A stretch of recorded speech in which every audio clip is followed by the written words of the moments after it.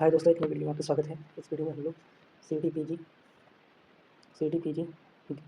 के लिए EISC यानी ancient Indian history, culture and archaeology का पेपर हम लोग सॉल्व करेंगे। इसके पहले हम लोग 2023 के दो शिफ्ट और 2024 के क्वेश्चन पेपर को सॉल्व कर चुके हैं। ये 2025 का क्वेश्चन पेपर है जो पिछले साल ही हुआ था। ये लेटेस्ट क्वेश्चन पेपर है। मार्च में यहाँ पे एग्जाम होने हैं और डेट भी आ गई है, तो हम लोग इस आखिरी क्वेश्चन पेपर को भी हम लोग सॉल्व कर लेते हैं। दोस्तों, तो सबसे पहला इसमें क्वेश्चन है कि आर्यभट्ट किस सेंचुरी के थे? तो ये 5वीं सेंचुरी के थे, 5th सेंचुरी के। आर्यभट्ट का जन्म हुआ था 476 ईस्वी में, तो ये 5वीं सेंचुरी के। और इन्होंने 499 ईस्वी में आर्यभट्टियम लिखी थी। ये मैथमेटिशियन थे, एंशिएंट मैथमेटिशियन थे।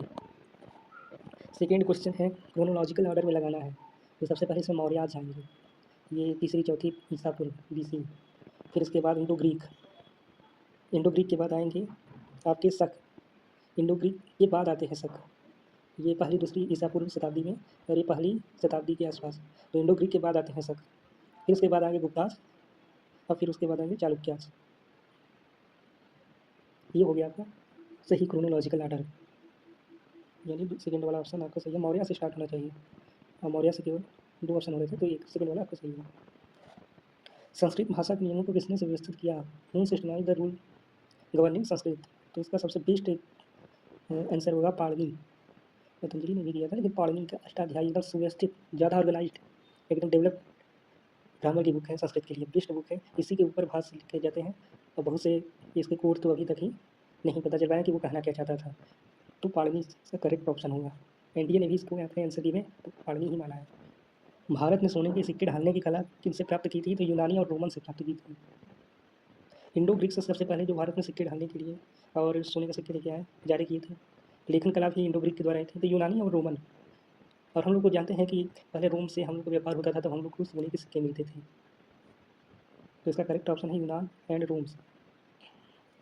भारत में महापाषाण युग के लोग लोहे के औजारों के साथ लोहे के औजारों का प्रयोग करते थे तथा काले तथा लाल मृदभांड, black and red ware BRW का भी यूज करते थे।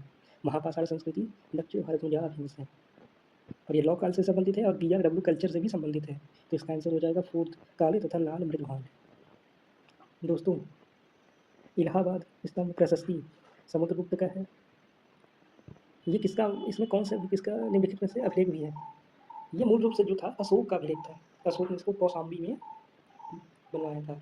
ये अशोक का अभिलेख है। इसी के ऊपर हरिशेर ने समुद्रगुप्त की प्रशस्ति लिखी और इसके ऊपर एक और शासक का भी अभिलेख लिखा गया है, जो है जहांगीर का। यानी प्रयाग प्रशस्ति के तीन शासक के अभिलेख लिखे गए हैं। मूल रूप से ये अशोक का है। उसके बाद गुप्त काल में समुद्रगुप्त की प्रशस्ति हरिशेर ने लिखी। फिर उसके बाद मध्यकाल में जहांगीर ने भी अपनी प्रशस्ति, अपने अभिलेख इसमें लिखवाए।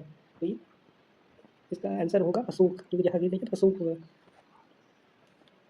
ऋग्वेद में 5 जनजातियों के समूह को पंचजन और पंचकृष्टि के रूप में चिन्हित किया गया है। ठीक, और इनमें से कौन नहीं था? जो 5 समूह है, 5 कबीले थे, उसमें थे अनु, दुरु, यदु, तुर्वस और पुरु। यानी तुर्वस, यदु और पुरु होंगे। भरत इसमें से नहीं था। भरत एक अलग कबीला था और भरत के ही कबीले के जो राजा थे सुदास ने दशरथ युद्ध में इन पंचजनों के संघ को हराया था।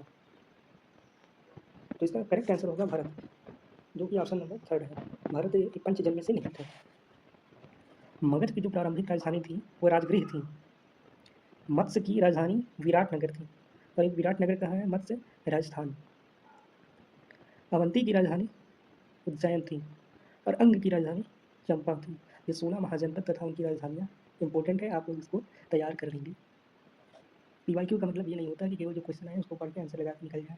उसके एनालिसिस का मतलब होता है जिस टॉपिक से पूछा गया है उसके बारे में हम लोग और थोड़ा जानकारी रखें। 16 महाजनपद के बारे में जानकारी होना चाहिए, एक सामान्य प्रश्न है।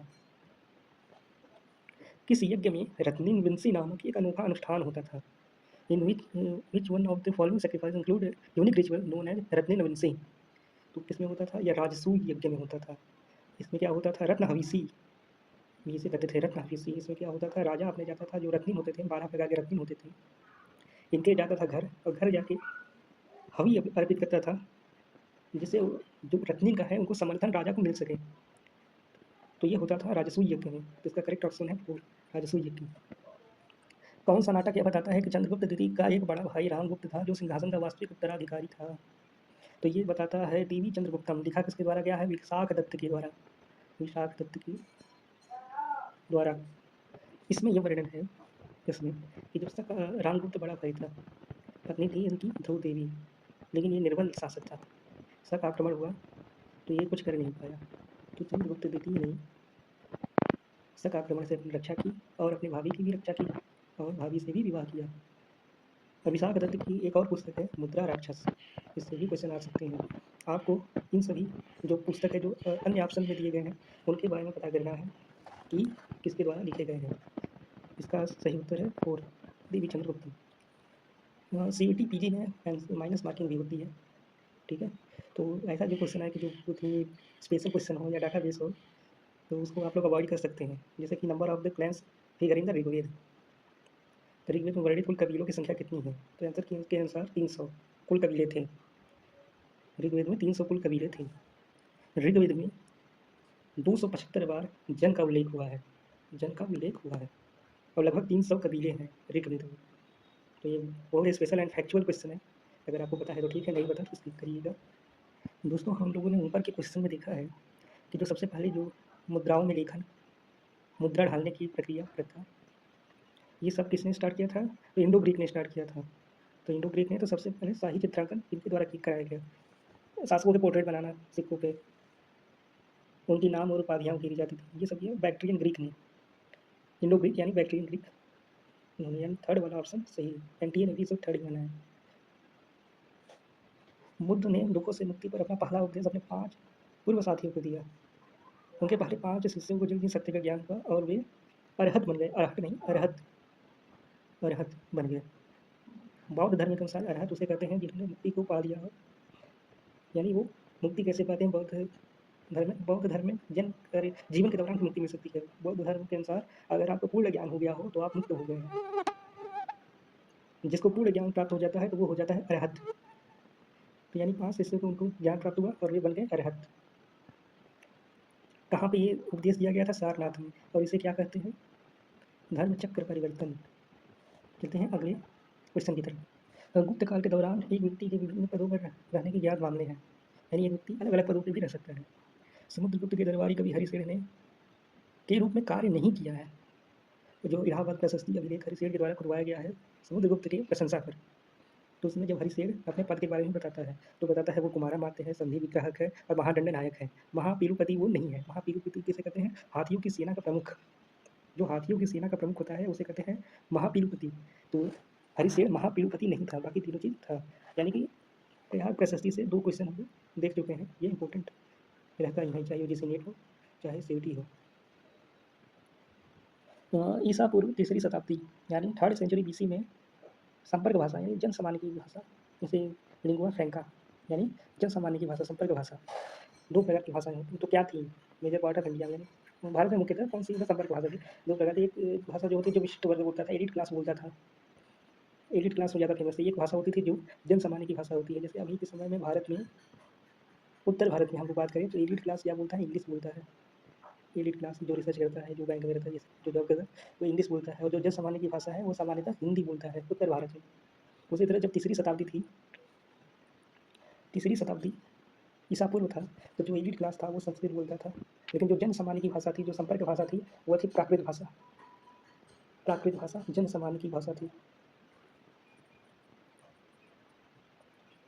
इसको हम लोग आर्कियोलॉजिकल एविडेंस से कैसे प्रूव कर सकते थे? इस 3rd सेंचुरी BC के आसपास किसका शासन था? अशोक का शासन था। और अशोक के जो भी अभिलेख मिले हैं वो जन सामान्य की भाषा में मिले हैं, और मोस्टली अशोक के अभिलेख प्राकृत भाषा में मिले। प्राकृत भाषा और ब्राह्मी लिपि में, यानी प्राकृत भाषा ही जन सामान्य की भाषा रही होगी। ये आर्कियोलॉजिकल एविडेंस से हो गया। इसका आंसर है फर्स्ट। चलते हैं नेक्स्ट क्वेश्चन की तरफ। भौगोलिक प्रसार के संदर्भ में चित्रित घूसन विद्वान संस्कृति निम्नलिखित में से संबंधित है? पेंटेड ग्रे या PGW। अकॉर्डिंग टू ऑप्शन तो हमको मध्य गंगा घाटी लगाना होगा, लेकिन मध्य गंगा घाटी में NPBW भी आ जाता है। इसके लिए ज़्यादा सुटेबल रहता अपर गंगा वैली, लेकिन अकॉर्डिंग टू ऑप्शन हमको फर्स्ट ही लगाना होगा। NTA ने भी इसको फर्स्ट ही माना है, तो मिड गंगा वैली किसके लिए? PGW कल्चर के लिए। एंशिएंट बुक्स बहुत इंपॉर्टेंट है किसी भी पेपर के लिए, चाहे CET PG हो चाहे UGC नेट हो। आर्ट एंड कल्चर हो या हिस्ट्री हो, चाहे आर्कोलॉजी हो, चाहे इंडियन कल्चर हो, चाहे इंडियन नॉलेज सिस्टम हो, इन सभी के लिए एंशिएंट बुक्स एंड उसके आथर ये बहुत इंपॉर्टेंट है। इसको तो ये जनरल मतलब हो जाता है, इसको तो करना ही करना है, इसमें कोई इंपॉर्टेंट दिखा ही नहीं है। इस अगर इतने एग्जाम के लिए आप लोग या तो सीटी पीजी या तो यूजीसी नेट कर रहे हैं तो इसमें हम लोग देख लेते हैं कि किसने सौंदरानंद लिखा था। तो इसको लिखा है अश्वघोष ने बुद्धचरित और सौंदरानंद दो लिखे हैं और लिखे हैं। और ये दोनों मतलब कनिष्क के टाइम के थे। ये बहुत ही बड़े ग्रंथ माने जाते हैं महायान के, और ये संस्कृत में लिखे गए हैं। जो सौंदरानंद है बुद्ध के सौतेले भाई नंद के संन्यास की कथा है। ठीक है, अब चलते हैं हम लोग। आपको क्या करना है कि जो ये है जैसे वात्स्यायन का, पतंजलि का और बाण भट्ट का, इन सभी के भी बुक्स हमको याद करने हैं आपको। पीवाईक्यू का मतलब ये होता है कि उसके ऑप्शन से भी जो क्वेश्चन बन सकते हैं उसको भी हमको देखते हुए चलना है, ये नहीं कि केवल आंसर पता चल गया। तो ये HW में आप लोग इसको रख लीजिए। नगर शब्द किस ग्रंथ में पहली बार आया है?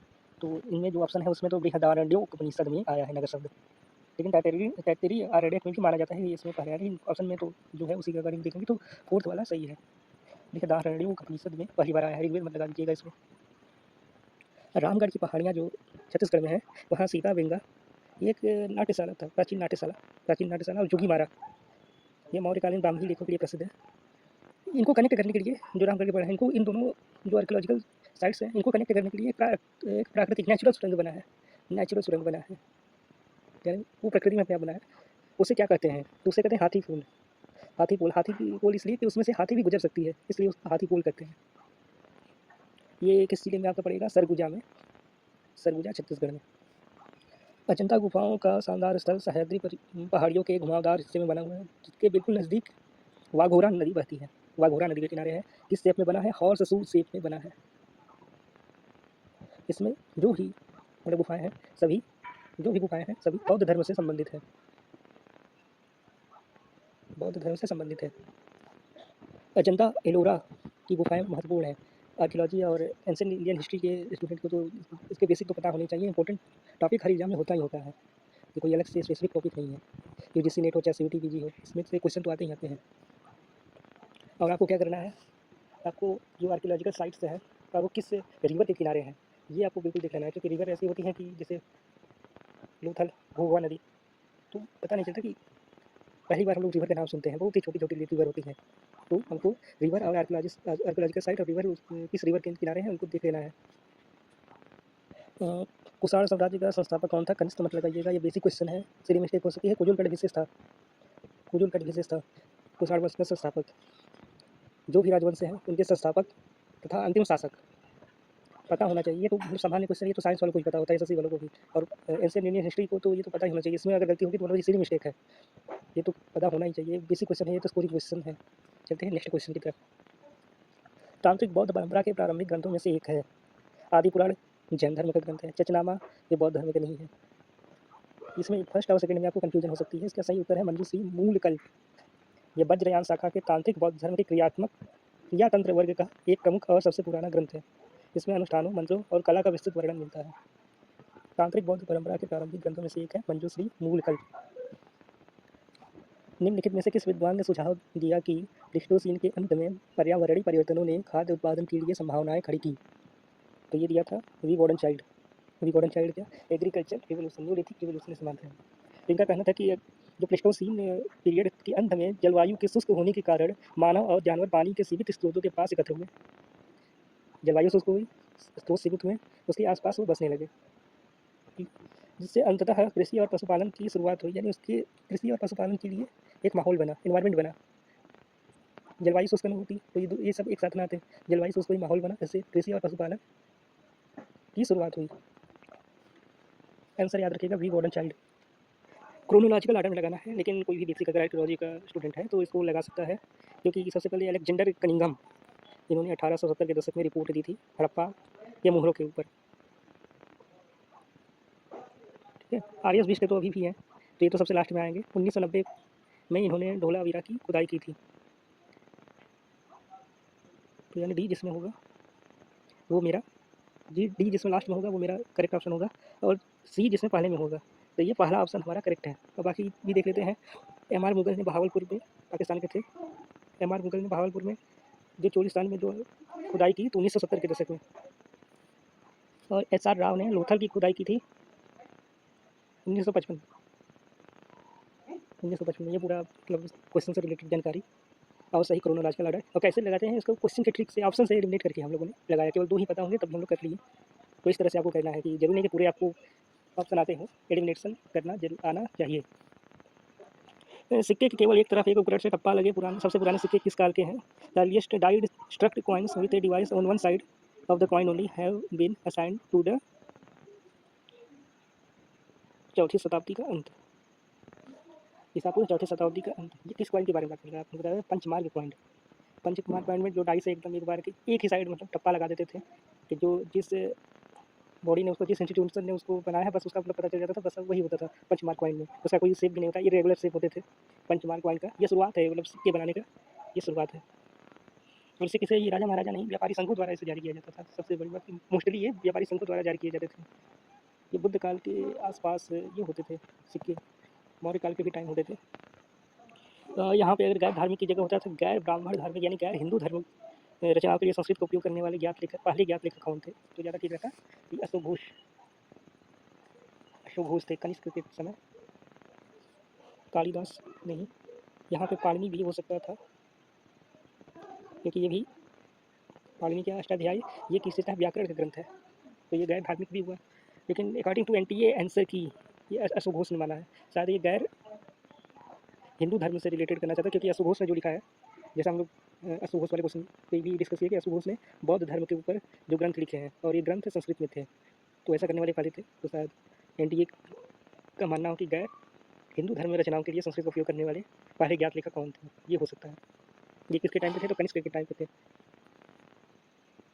वैदिक काल में जो सप्त सिंधु नदियाँ थी उनका नाम अलग अलग था, तो ये बहुत इंपॉर्टेंट है। ये हर क्वेश्चन मतलब सीईटी यूजी हो गया, पीजी हो गया, एनटीए यूजी नेट हो गया, जो मतलब ये आता ही रहता है। तो ये भी बहुत ही बेसिक क्वेश्चन है, पर उसने किसे कहते थे? तो ये रावी को कहते थे, रावी को कहते थे। आपको देखना है कि आपको कमेंट सेक्शन में लिखना है, एचडब्ल्यू में इसको भी नोट कर लीजिए कि बाकी नदियों को क्या कहते थे, जैसे सतलज को क्या कहते थे, सतलुज, वैसे ही बाकी नदियों को क्या कहते थे, इसके बारे में आपको पता करना है। ये बेसिक क्वेश्चन है, ये और विशेष क्वेश्चन नहीं है। Which of the following sites are located in the Belan valley? ये जो बेलन वैली है ये भारतीय पुरातत्व का टेक्स्ट बुक इसे बोला जाता है। और ये बेलन नदी जो है यहाँ से स्टार्ट होती है, सोनभद्र से निकलती है मिर्ज़ापुर होते हुए, ये प्रयागराज में जाती है। प्रयागराज में एक नदी है टूंस, शायद नदी है टूंस से मिलती है गंगा में, ये टूंस में जाके मिलती है। तो ये बहुत ही महत्वपूर्ण नदी है पुरातत्व की दृष्टि से, इसलिए इसे इंडियन प्री हिस्ट्री का टेक्स्ट बुक बोला जाता है इस नदी घाटी को। तो यहाँ पे कौन से साइट है? तो यहाँ पे मिले हैं, तो इसमें जो है महागड़ा और कोल्डी हवा मिला है बेलन नदी घाटी पे। महागड़ा और कोल्डी हवा, बागौर दो हैं, एक बागौर है वो राजस्थान में है, और एक बागौर है, बाघौर जो कि मध्य प्रदेश में है। ये सोन नदी घाटी का, सोन नदी पे है, तो सोन नदी घाटी बेलन नदी पे नहीं है। ये महागड़ा और कोल्डी हवा ये करेक्ट ऑप्शन है। ये महादहा में जो मृत व्यक्ति मिले उनका जब स्टडी किया गया तो उनका पता चला कि जो उनमें अधिकांश जो मृत्यु हुई है कम उम्र में हुई है। उनकी एवरेज एज आई थी 19 से 28 वर्ष, जिससे मतलब ये पता चलता है कि उस समय जीवन कितना कठिन था। 19 से 28 वर्ष की अल्प आयु में ही लोग मर जा रहे थे, तो मतलब जीवन वहाँ बहुत कठिन था उस समय। ये किस समय की बात है? मध्य पाषाण काल की बात है। तो चलते हैं next question. Sanskrit name of the science of the zodiacs है कौन सा? ओरिजिन, ग्रीक ओरिजिन, बिल्कुल करेक्ट, ग्रीक ओरिजिन होना चाहिए। राशि चक्र के संकेतों के संस्कृत नामों की उत्पत्ति यूनानी भाषा से भी है, क्योंकि जो इंडियन एस्ट्रोलॉजी है और राशि चक्र ये सब पूरा यूनान से भी रिलेटेड है, उसका प्रभाव स्पष्ट इस पर नजर आता है। यानी एंसेंट इंडियन और यूरोप के बीच, रोम हो गया, यूनान हो गया, इनके बीच रिलेशन तो था, कल्चरल रिलेशन था, ट्रेड थे, इससे संस्कृति का आदान प्रदान भी होता था। तो उसका करेक्ट ऑप्शन होगा यूनान। राशि चक्र के संकेतों के संस्कृत नामों की उत्पत्ति यूनान के प्रभाव को दर्शाते हैं। यूनान से हुए कुछ राशि के नाम ऐसे हैं जो यूनान से लिए गए हैं। ये वासुदेव जो गुप्त किंग था, वासुदेव गुप्त किंग था या वासुदेव प्रथम कुषाण शासक था, पता नहीं। अकॉर्डिंग टू एनटीए गुप्त किंग ही मान लेते हैं। उसके सिक्कों पे होता था मतलब शिव का चिन्ह होता था। मोस्टली चांस है कि ये कुषाण शासक वासुदेव प्रथम के बारे में बता रहा हूँ, क्योंकि कुषाण शासकों के पीछे शिव नंदी ये सब होते थे। तो इसका करेक्ट ऑप्शन शिव है। एनटीए भी इसे यही माना है, लेकिन गुप्त शासक दिया है, तो जो भी एनटीए मानता है हम लोग भी मान लेते हैं। और आप लोग भी इस क्वेश्चन को आप लोग क्या सोचते हैं, इसका क्या मतलब हो सकता है, आप कमेंट सेक्शन में बता सकते हैं। हर्ष के बड़े भाई के हत्यारे के रूप में किसे जाना जाता है? तो शशांक को जाना जाता है, गौड़ शासक यानी बंगाल का शासक था ये, शशांक को जाना जाता है। Simple question, third option. पहले आर्कियोलॉजी में क्या होता था कहीं खुदाई हो गई या कुछ मिला मटेरियल रिमेन, उसके बारे में कोई डिटेल बता दिए कि ये मिला, ये इस साल का है, बस वो काम खत्म। ऐसा होता था पहले। अब न्यू आर्कियोलॉजी लाया किसने? लुईस बिनफोर्ड ने 1960 के दशक में। 1960 के दशक में हर क्षेत्र में भी, मतलब एकेडमिक क्षेत्र में काम हो ही रहा था। तो 1960 के दशक में न्यू आर्कियोलॉजी लाया लुईस बिनफोर्ड ने। उन्होंने कहा कि केवल विवरण हमको डिटेल हमको नहीं देना है, इसकी हम लोग साइंटिफिक इंटरप्रिटेशन भी करेंगे। ठीक है, साइंटिफिक इंटरप्रिटेशन करेंगे, साइंस का यूज करके इसको फिर बताएंगे कैसे इसमें क्या मटेरियल है, क्या ये सब है, कल्चरल इंटरप्रिटेशन भी करेंगे। तो उसे कहते हैं ये प्रक्रियात्मकवादी था, प्रोसेसुअल था। इसे प्रोसेसुअल आर्कियोलॉजी भी कहते हैं। न्यू आर्कियोलॉजी को प्रोसेसुअल आर्कियोलॉजी भी कहते हैं। और इसके बाद जो आया पोस्ट प्रोसेसुअल आया। जो पोस्ट प्रोसेसुअल था वो उत्तर आधुनिकतावादी था, पोस्ट मॉडर्निज्म से रिलेटेड था जो पोस्ट प्रोसेसुअल था। तो अभी ये न्यू आर्कियोलॉजी यानी कि पोस्ट ये प्रोसेसुअल आर्कियोलॉजी प्रतिक्रियात्मक था, उत्तर आधुनिकता नहीं, प्रक्रियात्मकवादी था। तंजौर और गंगईकोंड चोलपुरम, इसके अलावा जो पलैयाराई जो था, ये महत्वपूर्ण प्रशासनिक केंद्र था और आवासीय राजधानी भी था किसका? चूलकाल का। चूलकाल का। तो हम लोग जो पीछे क्वेश्चन देखे थे, जो हम लोगों ने सॉल्व किया था, तो उसमें साउथ इंडियन हिस्ट्री के बहुत ज़्यादा क्वेश्चन थे, इसमें उतने नहीं दिखे, लेकिन चोल और पांड्य और चेर ये सब इंपॉर्टेंट है, पल्लव ये सब इंपॉर्टेंट है। इसके एडमिनिस्ट्रेशन के बारे में अक्सर पूछ लेता है, तो इसको भी तैयार करके चलिए। पिछले वाले में ज़्यादा पूछा गया था, इसमें बहुत कम पूछा गया है। चलते हैं नेक्स्ट क्वेश्चन की तरफ। इंडियन आर्कियोलॉजी की हिस्ट्री पे एक बुक लिखी गई है जो ऑथेंटिक बुक है, the story of Indian archaeology. Indian archaeology की हिस्ट्री पे लिखी गई है। इस बुक के लेखक है एस एन रॉय। सौरेंद्रनाथ रॉय उनका पूरा नाम है, सौरेंद्रनाथ रॉय। आपको बाकी तीन जो आर्कियोलॉजिस्ट हैं इनके बुक के बारे में या रिपोर्ट जो भी है, फेमस रिपोर्ट या बुक, उनके बारे में कमेंट सेक्शन में बताना है। सक्सेसर ऑफ दी सातवाहना किसकी रचना है? तो ये डीसी सरकार की है, दिनेश चंद्र सरकार। कौन सा स्थल विभिन्न धार्मिक परंपराओं से संबंधित मंदिरों के संचय को दर्शाता है? अजंतापुरा बुद्ध है। एलोरा में तीनों धर्म के हैं। एलोरा ही इसका करेक्ट होगा, कार्ले भी शायद बुद्ध है। एलोरा में तीनों धर्म के हैं, बौद्ध धर्म, हिंदू धर्म और जैन धर्म। जैन धर्म की 5 गुफाएं हैं। और गुफा नंबर 16 बहुत फेमस गुफा है, जिसमें कौन सा मंदिर बना है? कैलाशनाथ मंदिर। कैलाशनाथ मंदिर गुफा नंबर 16। तो हम लोगों ने पहले भी देखा, अजंता से क्वेश्चन आया है, एलोरा से क्वेश्चन आएगा, बाकी गुफाएं मतलब जो कि वो पेंटिंग से। अजंता एलोरा तो बहुत फेमस है, और भीमबेटका ये भी फेमस है। गौतम धर्म सूत्र, जिसकी अप्रॉक्सीमेट डेट है 5वीं से लेकर 3री शताब्दी ईसा पूर्व। तो इसमें ब्याज के बारे में कुछ लिखे डिटेल में है, लेकिन इन्होंने मुख्य रूप से 6 प्रकार के ब्याज के बारे में बताया है। तो इसमें यही पूछा गया है कि कितने प्रकार के मुख्य ब्याज थे मेन, तो 6, चौथा ऑप्शन करेक्ट है। वाकाटक जो था 2 भाग में बटा था, ठीक है, 2 शाखाएं थे, एक प्रवरपुर नंदीवर्धन शाखा, प्रवरपुर नंदीवर्धन शाखा, और दूसरा शाखा थे वत्सगुल्म शाखा। वत्सगुल्म शाखा के थे सर्वसेन संस्थापक थे, और राजधानी वत्सगुल्म थी। तो क्वेश्चन में पूछा गया है कि वत्सगुल्म में राजधानी थी, यानी जो दूसरा शाखा था, उसकी पहचान आधुनिक किस शहर के रूप में होती है? तो इसकी पहचान होती है कोलाम जो वासिम है उसके रूप में होती है, इसे कहते हैं वत्सगुल्म, इसके रूप में होती है। किस गुप्त शासक ने राजधानी को पाटलिपुत्र से अयोध्या स्थापित किया? कुछ लोग मानते हैं कि चंद्रगुप्त द्वितीय, कुछ लोग मानते हैं स्कंदगुप्त। तो एनटीए मानता है कि चंद्रगुप्त द्वितीय ने ही किया था, तो हम लोग भी यही मानेंगे कि चंद्रगुप्त द्वितीय ने ही किया था। कुछ लोग नहीं, कुछ लोग मतलब यहाँ पे कुछ इतिहासकार इस स्रोत और ऐतिहासिक साक्ष्य के आधार पर मानते हैं, मतलब लोग नहीं, हर कोई नहीं, इतिहासकार या जो उस काम को करने के लिए असाइन किया हो, सोर्स दिखा के बोल रहा हो वही। सुवर्णद्वीप कहा जाता था, वैसे तो कहा जाता था सुमात्रा को, लेकिन फाइनल आंसर की में भी जावा दिया गया है, जबकि सुमात्रा ऑप्शन में था, तो सुमात्रा होना चाहिए। लेकिन एनडीए का पुराना रूल ही रहा है कि चाहे कोई भी एग्जाम हो, वो करता है अपने मन की, एक बार दे दिया तो उसको बहुत मोटा पैसा चाहिए तभी वो चेंज करेगा, नहीं तो नहीं करेगा। तो सुवर्णद्वीप कहीं भी कोई भी सोर्स सुमात्रा को ही बोला जाता है, लेकिन एनटीए ने इसका थर्ड न मानकर इसे जावा माना है, जबकि जावा को यवद्वीप बोला जाता था, यवद्वीप।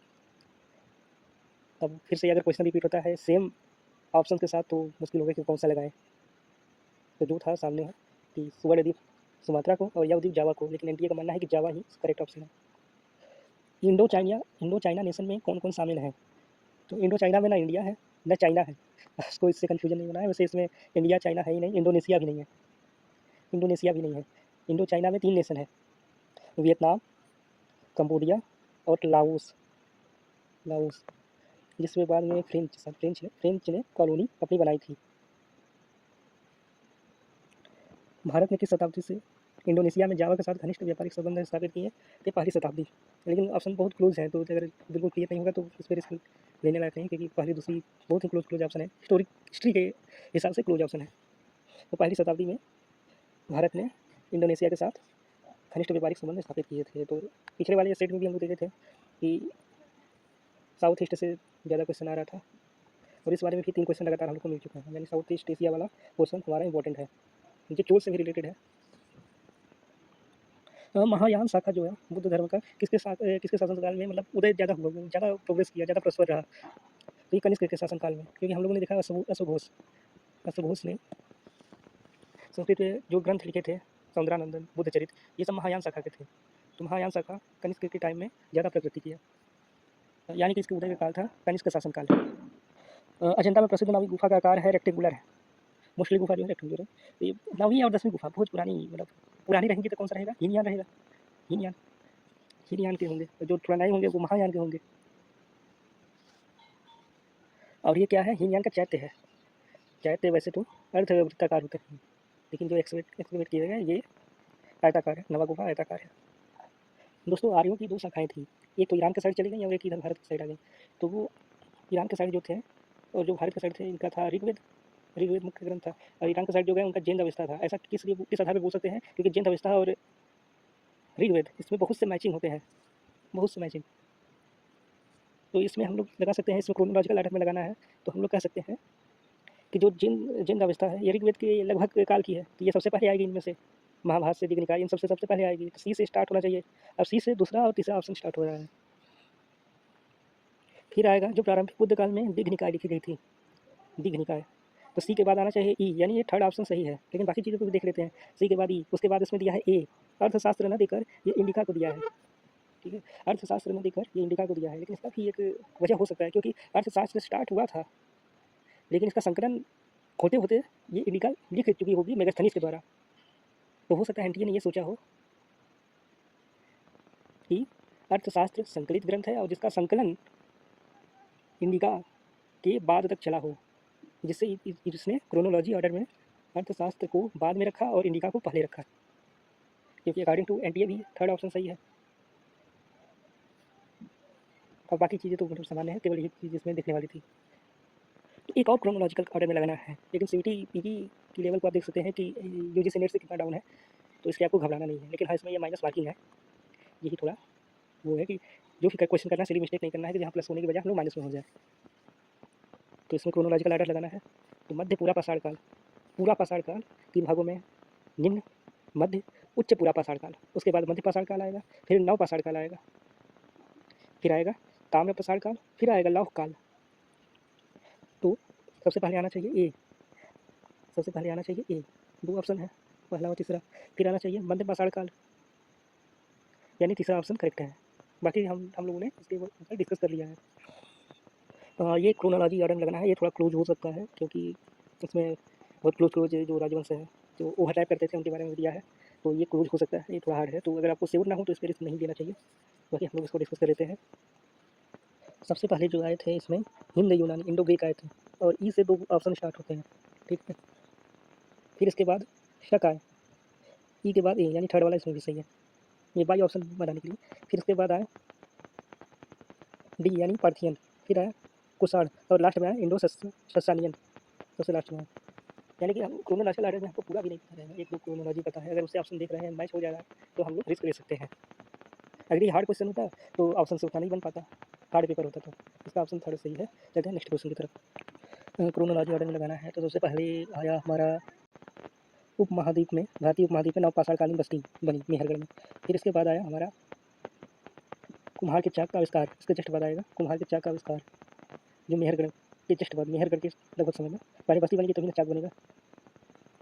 फिर कश्मीर में नवपाषाणकालीन बस्ती, ये लगभग 2500 से 2000 ईसा पूर्व के लगभग। फिर इसके बाद आएगा चिरांद जो बिहार में है, पहले चरण की तिथि, इसका लगभग 2000 ईसा पूर्व। फिर दक्षिण और पूर्वी भारत के नवीनतम नवपाषाणकालीन साक्ष्य लगभग 1000 ईसा पूर्व, ये 1000 ईसा पूर्व। ये इसका पूरा क्रोनोलॉजिकल ऑर्डर है, तो इसका सही उत्तर होगा सेकंड वाला, करेक्ट है। दोस्तों इस क्वेश्चन में हमको करेक्ट स्टेटमेंट बताने हैं। तो सीईटी में ये मतलब पैटर्न देखा गया है, मैंने भी देखा कि जो एक, बाकी ऑप्शन भले ही हार्ड हो लेकिन एक ऑप्शन उसमें से ऐसा दे देगा कि जिसे आप बिल्कुल पकड़ लेंगे और सारे ऑप्शन से मैच करा लेंगे। अब चलिए इसमें देखते हैं कि होता है कि नहीं। पिछले अगर न विश्वास हो तो आप पीछे के जो सोल्यूशन है उसको देख सकते हैं। तो हर्षवर्धन के संदर्भ में सही कथनों का चुनाव करना है। करेक्ट स्टेटमेंट बताना है अकॉर्डिंग टू हर्षवर्धन। तो उन्होंने कन्नौज के अपने सती को केंद्र बनाया। हर्षचरित को आर्यभट्ट ने लिखा था, बाणभट्ट ने लिखा था। ह्वेनसांग उसके शासन में काल में आया और महायान के सिद्धांत को व्यापक रूप से प्रचार करने के लिए भव्य सभा का आयोजन किया। 3 ऑप्शन सही हैं। अब एक हमको ये करना था कि कौन सा गलत हो सकता है, तो बिल्कुल एकदम कोई भी बता सकता है कि आर्यभट्ट ने नहीं, बाणभट्ट ने लिखा था। तो बी तो होगा नहीं, बी जिसमें नहीं है उसको हटा दीजिए। ऑप्शन करेक्ट ऑप्शन आंसर आपको मिल जाएगा ए सी डी। तो आपको भी इस तरह से देखना है कि अगर हमको करेक्ट पूछा है तो कोई नेगेटिव वाला देखेंगे कि जिससे हम पकड़ लें और पूरा ऑप्शन से हम लगा सकें। बौद्ध धर्म का प्रचार ने इसके साथ भारत के संपर्क को बढ़ावा दिया। बौद्ध धर्म की वजह से श्रीलंका, म्यांमार और मध्य एशिया यहाँ पे बौद्ध धर्म के प्रचार में बौद्ध धर्म का प्रचार हुआ। वैसे बौद्ध धर्म के द्वारा भारत से संपर्क बढ़ा। अशोक ने मिस्र में भी अपने दूत भेजे थे बौद्ध धर्म को प्रचार के लिए, लेकिन उतना वहाँ प्रचार नहीं हो पाया। तो इसे मिस्र को हम ऑप्शन में नहीं लिया गया है, यानी ए बी डी करेक्ट है, चौथा ऑप्शन करेक्ट है। कल्हड़ की राज तरंगिणी के अनुसार कश्मीर की राजनीति में दामर, एकांग और तंत्रिंद ये सैन्य गुट जो थे ये किंग मेकर की भूमिका निभाते थे। ये इनका मतलब राजनीति में बहुत दबाव था, जो कि जो विधि था एक प्रशासनिक एडमिनिस्ट्रेटिव यूनिट थी, प्रशासनिक इकाई थी, कोई जागीरदारी गुट नहीं था। तो डी इसका ऑप्शन नहीं होगा, बाकी ए बी सी तीनों होंगे। तो जिसमें ए बी सी तीनों है वही करेक्ट ऑप्शन होगा, यानी सेकंड वाला ऑप्शन सही है। सबसे पहले जो शैल कला की खोज की थी मिर्ज़ापुर ज़िले में, तो खाली मिर्ज़ापुर ज़िले में एसीएल कार्लाइल ने की थी, एसीएल कार्लाइल ने की थी। तो वी एस वाकड़कर वाला तो गलत हो गया, इन्होंने भीमबेटका की खोज की थी लेकिन बाद में की थी। एसीएल कार्लाइल ने 1863 के आसपास ही खोज कर ली थी और वी एस वाकड़कर तो इससे लगभग 100 साल बाद के हैं। तो डी वाला तो बिल्कुल गलत है, तो जिसमें डी है उसको हटा दीजिए। डी डी डी बचा ए बी सी। अब इसको ए बी सी को देख लेते हैं। आज भारत में प्रथम शैल चित्रों की खोज एसीएल कार्लाइल द्वारा वर्तमान मिर्ज़ापुर जिले के कश्मीर नहीं कैमूर पहाड़ी, कैमूर मिर्ज़ापुर में जो विंध्य की पहाड़ियाँ होती हैं, यानी विंध्य का पूर्वी छोर उसे कैमूर पहाड़ियाँ कहे जाते हैं। तो ये करेक्ट है। मध्य पाषाण शैल कला स्थल प्राप्त है, हाँ बिल्कुल सही है। मध्य भारत में ज़्यादा है, ये भी सही है। तो ए बी सी सही है, यानी कि ई वाला भी ऑप्शन गलत होगा, ई वाला भी गलत होगा क्योंकि 3 भी सही है 5 में से। तो यहाँ कश्मीर हिल ना होके यहाँ कैमूर हिल होना चाहिए। क्रोनोलॉजी ऑर्डर में लगाना है तो सबसे पहले भारतीय उपमहाद्वीप का आविर्भाव होगा, भारतीय उपमहाद्वीप बनेगी। फिर इसके बाद हिमालय के उत्थान का अंतिम चरण होगा प्लीस्टोसीन एज, यानी सी के बाद डी। फर्स्ट वाला ऑप्शन करेक्ट है, लेकिन बाकी ऑप्शन भी देख लेते हैं। कर्नाटक में सोने के भंडार का पता चला, तो ये 9 पाषाण काल के आसपास पता चला। खेतड़ी में तांबा क्षेत्र की प्राचीनतम तिथि गणेश्वर जोधपुरा, ये गणेश्वर जोधपुरा। और बी आएगा मानसून की दिशा की खोज। तो मानसून वाला क्वेश्चन तो हमको लगता है कि हर ईयर आता है, क्योंकि पिछले सेट में भी था मानसून क्रोनोलॉजिकल ऑर्डर में, तो मानसून वाला।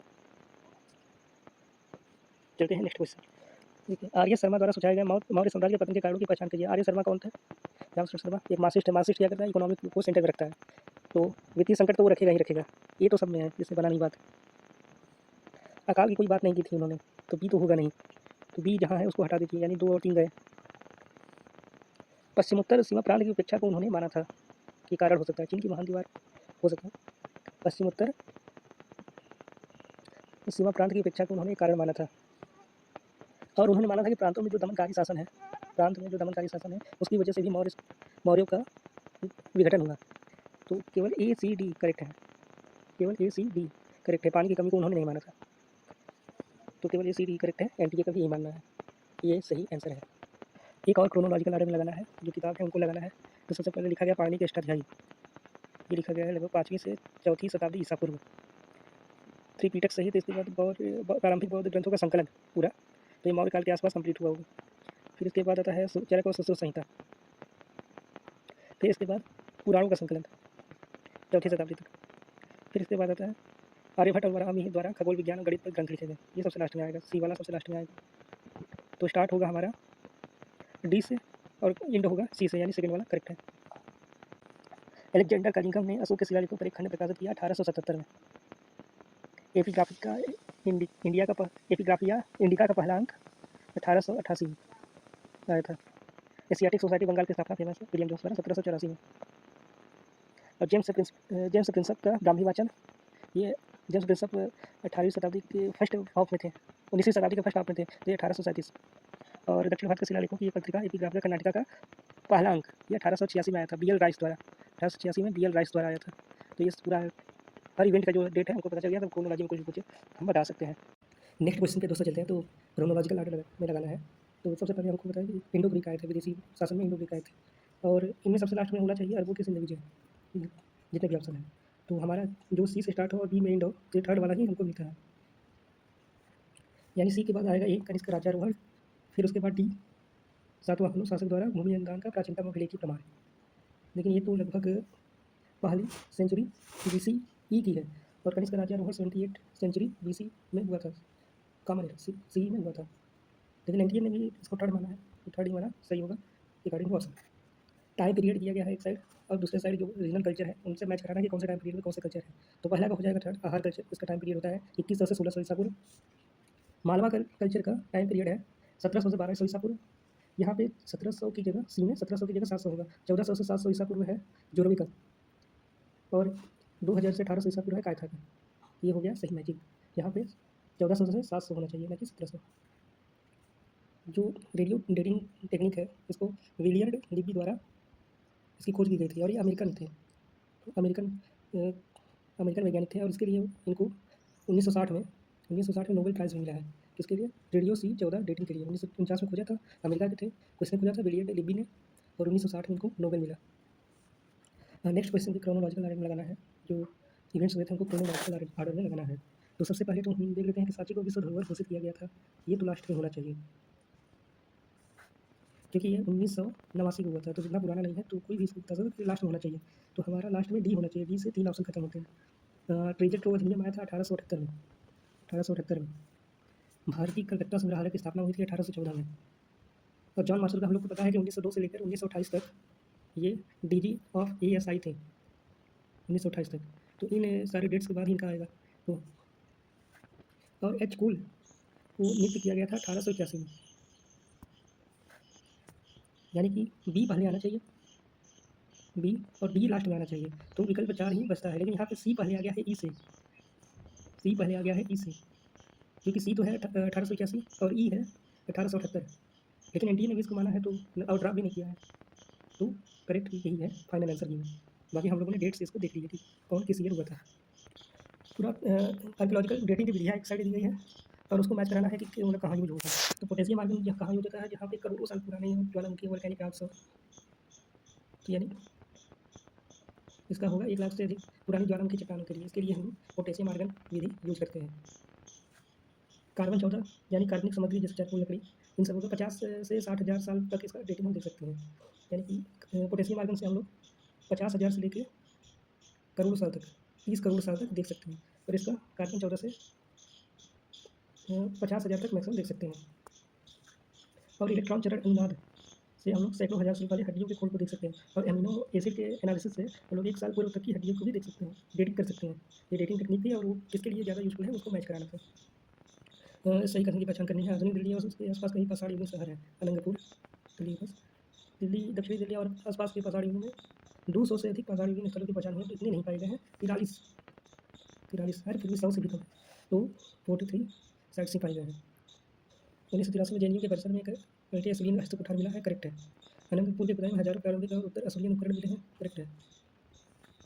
करेक्ट स्टेटमेंट बताना है, सही करने की पहचान करनी है। तो पूरे उपमहाद्वीप में बहुतायत से मिलने वाले पशु जीवाश्मों के विपरीत मानव जीवाश्म के प्रमाण बहुत कम है।